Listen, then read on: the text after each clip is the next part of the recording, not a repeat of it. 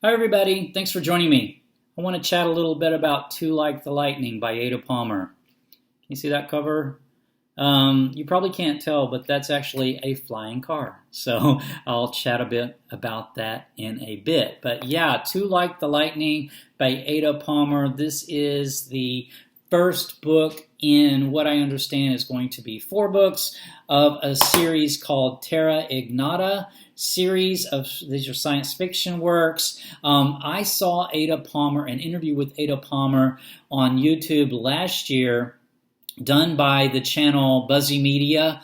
I'll put a link down in the details below because Buzzy Media does a lot of these interviews with science fiction and fantasy authors. So it's sort of a treasure trove of sort of interviews directly with the authors. And so I saw this interview with Ada Palmer, and she sounded like such an interesting person.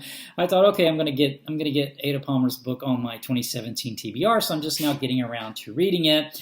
But what this book is about is set in the year 2454, so about 400 years in the future, and the world is our Earth, and it has taken, its natural sort of progression from where we are now. We do find out fairly quickly that there has been at least one major war that changed a lot of global society, specifically around religion. It's called the Church War, and as a result, religion is banned, actually, and proselytizing, like trying to get people to join a specific religion, is against the law globally. And so that's kind of the first big difference. The other big difference is there has been technology developed with these flying cars. Like, you always hear about science fiction, like, when are we going to get our flying cars? That's been something that's been in science fiction for many, many, many, many, many years. But we do have flying cars in the year 2454.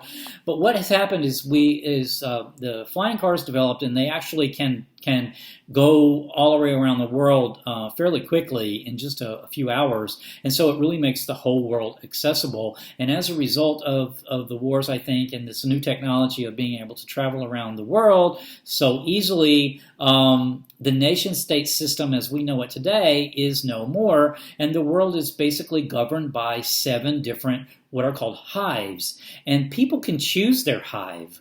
And it's based on what your, kind of what your interests are, and where your sort of your personality lies. So the first hive that I'll talk about is the Humanists, and they're kind of they started out as athletes and performers and artists, and this sort of like friendly, healthy competition. Actually, their flag is a modified Olympic flag, like from the Olympics. So that's the Humanists, and then the next group is called the Cousins. The hive, the Cousins, they're kind of the caregivers of the earth. These are people who are interested in community service, like hospitals and, the well-being of society. These types of people gravitate towards the Cousins. Then number 3, the Masonic Empire. This is really based on kind of a Roman Empire, and the Masons, the secret society, the Masons, they use as their foundation myth. The Masonic Empire says that they evolved from this Masonic group, and our narrator is a little skeptical of that. But anyway, they have an emperor, and they have very strict authoritarian laws. So people gravitate to the Masonic Empire, who are who want to live in this sort of order, strength, order, this sort of thing. Then the Gordians. The Gordians are, like the Gordian knot. They started out as a think tank. They do research. They're interested in the brain and how the brain functions and the possibilities for the brain chemistry, brain biology, neuroscience, this type of thing. Then number 5 is the European Union. Yeah, the European Union, which evolved from our current European Union that we know now, still in existence, although it's expanded to cover this hive. Attracts people who their main identity is really their national identity, or their ethnic cultural identity. the European Union sort of draws people who want to live under that sort of system. The Mitsubishi is the next hive. This hive is sort of a corporate democracy. They're very interested in the land, ecology, land stewardship. They own most of the land around the world. So that's the Mitsubishi. And then number 7 are the Utopians. The Utopians are very future-oriented people who do a lot of research into technology, always trying to advance and solve problems and advance science and advance technology. They have their capitals on the moon. They have a moon base, and they're also in the process right now in 2454 of terraforming Mars. So they're sort of futuristic.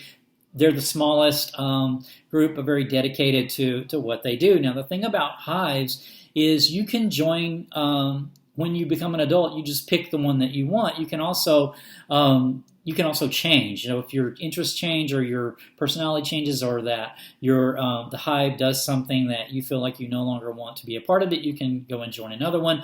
There is also a group called the Hiveless, which is a group that is no hive. And there is each of these hives, by the way, have their own systems of government, from constitutional democracies, parliamentary systems, authoritarian, like I said, for the Masonic Empire. The Hiveless, there's 3 levels of law. White law, which is kind of the most structure, then kind of gray law, which is a little less structure, and then black law, which is basically no law. And black laws are typically kind of like libertarians. They live in, their societies are without laws at all, so nothing's illegal, murder, etc. So that's the black laws. So yeah, so I mentioned, I mentioned about the church wars and religion being illegal, but what we have in its place in the future, in the 2454, are these people called senseiers. So senseiers are spiritual advisors, and everybody, or every Bosch, is assigned a sensayer. And a Bosch is basically a household. And the household is another one of those things that you join on your own. When you become an adult, you can create your own. There are about 10 or 20 adults. They're not necessarily kin groups. They're groups of people who have similar interests usually. Some of the Bosches are mixed hives, meaning there might be humanists and humanists and cousins and all living in one Bosch, and some Bosches are only, one hive. It just really depends on the Bosch. You're really free to determine, your Bosch, who makes up your Bosch. And the thing about the Bosches are, when there are kids in the Bosch, the kids are considered everybody's kids, and then all of the adults in the Bosch are, the parents of the kids. So typically kids have more than one Bosch. They have Bosch parents. They have multiple. So, but the senseiers are spiritual advisors that people have because, like I said, religion's very guarded in what is allowed with discussions of religion, and there's no proselytizing allowed. And so senseiers are sort of there to provide, spiritual counseling for everyone in this world of the future. Then the other kind of interesting class of people that we have are called servicers, and servicers are criminals who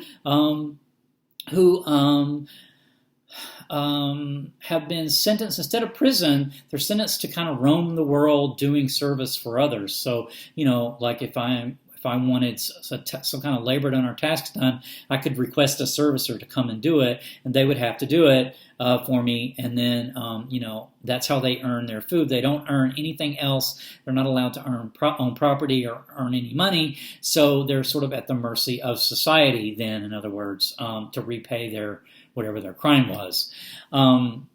So our main characters of the book, we have a sensayer, we have a servicer who is our narrator, and then we have the people we have all the leaders of the hives, because this is kind of a political science fiction thriller kind of thing. And the Bosch that is the main one that we see in this book is the Bosch that's associated with the running of the worldwide system of the cars that I mentioned, the flying cars. So there's a lot going on in this book. There's a lot of political intrigue because with the 7 hives, where we've reached in, there's sort of a balance of power that's very precarious, and there is another character that this Bosch that runs the cars that I mentioned is protecting, a young person who has some extraordinary kind of abilities that will possibly be able to upset the balance of power and really the whole order of the world through introducing something very new into the world. Just like the cars, the technology of the flying cars changed the world in dramatic ways. I think that's one of the takeaways actually I have of this book is how, you never know when something's going to come along that's really going to sweep away a lot of old things and bring about a lot of new things. And that's something to always sort of be aware that could happen really at any moment, and that can bring a whole lot of chaos. Yeah, I don't want to go into a lot of the details of the plot otherwise. The different characters, the leaders of the different hives, they're all extremely interesting.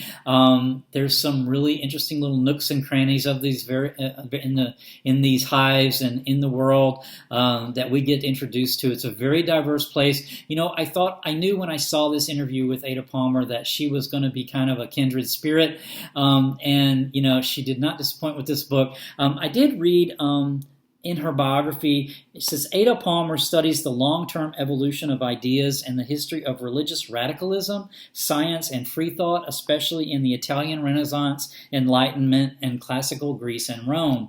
And that really comes through because there's a lot of talk about the Enlightenment philosophers. Our narrator, the servicer, uses this 18th century language to write this. He's writing a history, actually, of events. These events of this book all takes place in the month of March, over the span of a few days in March of 2454. So a relatively few days, but a lot happens. And in the next book, I really am interested to see what else. What goes on, because it really was left us hanging with this particular book. I think I'll stop with that. I love this kind of exploring this future world where there's no nation states, and you do have this freedom to sort of pick your identities this way. I don't think I talked about it where you pick your hive, then you get a sash that shows which hive you're in, and then there's these strats, they're called, which are these subgroups that you can belong to. And anybody can create one. They're basically clubs or associations that maybe you have an interest in. Maybe you have a book club that studies Voltaire, and it would have a name like the Voltaire Book Club, and you might have a little pin or a bracelet or a necklace or something. And so everyone, you can identify people sort of and get a grasp of kind of who they are based on their sash that they wear that shows their hive, and then also their other, like their strat pins and bracelets and necklaces and things that shows sort of their other interests. So, I just found it an extremely interesting world to go to. And another way that I knew that I was going to be reading a book by a kindred spirit was when I read the introduction to this book. The dedication to this book. Ada Palmer has dedicated this book. She says, this book is dedicated to the first human who thought to hollow out a log to make a boat, and his or her successors. So yeah, that's a kindred spirit dedicating her science fiction work set 400 years into the future to the very first person who learned how to make a canoe. So she's an eclectic person, and I just found the world she built extremely interesting. Can't wait to read the next one. Hopefully I'll get to it later this year after I've finished my must-read TBR. We'll see. If not, it will definitely be read next year. So until then, take care. Bye.